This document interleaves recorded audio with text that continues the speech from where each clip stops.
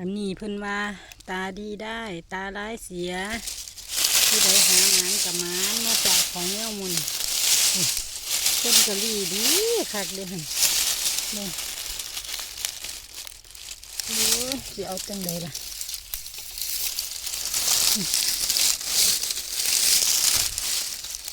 กับเฮ็ดกับสิมุนโอ้แข็งเดือดมันความดีให้คน